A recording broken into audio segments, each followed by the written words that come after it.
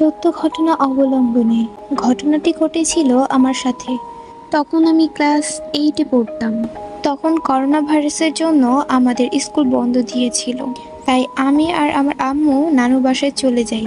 আমার আম্মু প্রতিবারই ঢাকায় গেলে ডাক্তার দেখাতে যায়। তো ওইবারও আম্মু ডাক্তার দেখাতে গিয়েছিল। আমার আম্মু ঢাকার রাস্তাঘাট না চেনায় আম্মু মামাকে নিয়ে নেয়, সাথে আমিও যাই। তো আমরা সন্ধ্যা 6টা কিংবা 6:30টায় রওনা দিয়েছিলাম। বাসায় এখন শুধু নানু আর আমার ছোট খালামণি ছিল।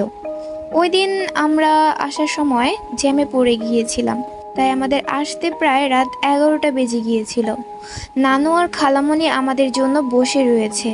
এখনও অনেক রাত হয়ে গিয়েছে, কিন্তু তারা এখনো কিছু খায়নি, আমাদের জন্য বসে আছে। তো আমরা সবাই মিলে রাতের খাবার খেতে খেতে প্রায় রাত 12টা বেজে গিয়েছিল। এখানে একটা কথা বলে দিই যে আমার মামা রাতে মশারি ছাড়া ঘুমাতে পারতো না। তো মামার মশারি ছাদে ছিল। আমার মামা ছিল একজন সাহসী মানুষ। তিনি এসব জিন ভূত কিছুই ভয় পায় না। তিনি ওই রাতে রাত 12টার সময় ছাদে চলে যায়। মামা যখন ছাদে মশারি নেওয়ার জন্য যায়, মামা অনুভব করে যে মামার পিছনে কেউ আছে। তাই মামা পিছনে একবার ফিরে তাকায়। তারপর মামা দেখতে পায় এক ঝাঁক বাদুড় মামার সামনে দিয়ে উড়ে যাচ্ছে। তাই মামা তাড়াতাড়ি মশারি নিয়ে নেমে পড়ে। তারপর নিচে এসে আমাদের সব ঘটনা খুলে বলে যে মামা ছাদে গিয়েছিল, তার সাথে কি কি ঘটেছে। মামা আমাদের বলে যে রাত্রে যেন আমরা দোয়া পড়ে ঘুমাই।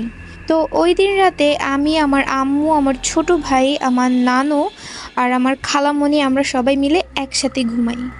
জার্নি করার কারণে আমরা খুব ক্লান্ত ছিলাম, তাই আমি শোয়া মাত্রই ঘুমিয়ে পড়ি। আমি দোয়া পড়তে ভুলে গিয়েছিলাম। তারপর হঠাৎ রাত 3টা বাজে আমার ঘুম ভাঙে একটা শব্দে। আমার পেছনের দেওয়ালে কে যেন জোরে জোরে রড দিয়ে বাড়ি মারছে। আমি তখন খুব ভয় পেয়ে যাই। আমি এতটা ভয় পেয়ে যাই যে আমার খালামণিকে যে ডাকবো সে সাহসটাও আমি পাচ্ছিলাম না। আমার মনে যে দোয়া আসে আমি সে দোয়াটাই পড়তে থাকি। ঠিক সেই সময় আজান দেওয়ার সাথে সাথেই আওয়াজটি থেমে গেল। এই ঘটনাটা কিন্তু এখানেই থামেনি।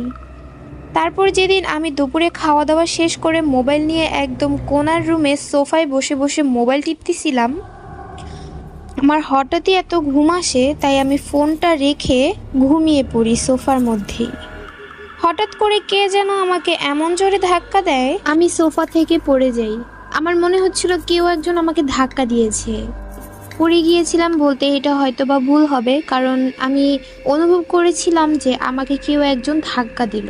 কিন্তু আশ্চর্যের বিষয় হলো সেই রুমে আমি একা ছিলাম, আমি ছাড়া সেই রুমে কেউ ছিল না। তাহলে আমাকে ধাক্কা মারলো কে? তারপর আমি নানুকে এই ঘটনাটা খুলে বলার পর নানু আমাকে ওই রুমে যেতে মানা করে, কারণ যখন আমার মামা বাসায় থাকে আমার নানু আর খালামণি একা থাকে, তারা নাকি ওইখানে কালো ছায়ার মতো কিছু একটা দেখতে পায়। তো আজকের মতো এইটুকুই। ঘটনাটা পাঠিয়েছে একটি আপু, তো আমি তার হয়ে গল্পটা আপনাদের মাঝে শেয়ার করেছি। আশা করি আজকের গল্পটা আপনাদের কাছে ভালো লেগেছে।